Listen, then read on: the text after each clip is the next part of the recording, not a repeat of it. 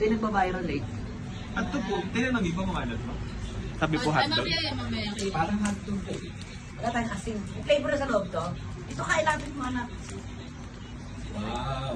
Napanood kayo namin, nagugustuhan ko nila. Ha? Ay, ba't ganon? May raso na po yung sa loob. Ay, Hindi sa balot, Benoy! Actually, isa po yung okay, balot. iba. Ay, hindi yan. Nakita meron.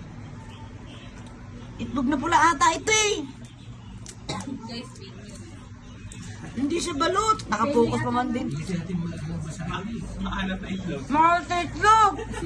Hindi sa balot. Nakakainis. Diba sabi ron sa amin? Balot daw.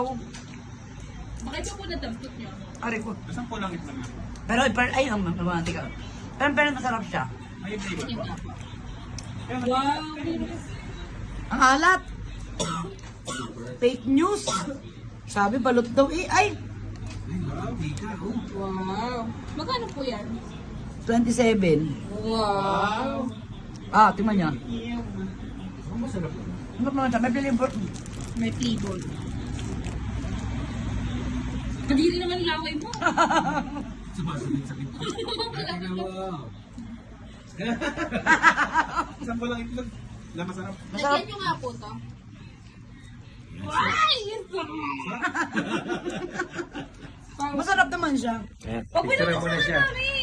Picture mo na siya. Yan na. Ang ito? Masarap. Ang asama ka. Ay, uso mo anak. Lumasa na yung itlog. Try nyo po. Eh, busin nyo na yan ah. Kayo po. Try nyo Try mo po. may Basta itlog. nga lang, pulang itlog na masarap. Masarap yung pulang itlog. Pero fake news lang, akala ko pa man din balot. Paano kung kukuhalin ito? Wala ba? May kutsara naman yata dyan. Wala. Yan na. Yan na, salted. Ang messy naman yung kainin to, anak.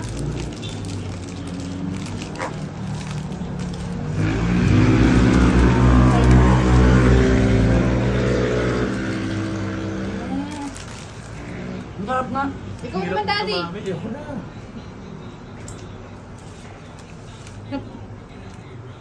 Fake na fake news ako, akala ko balot.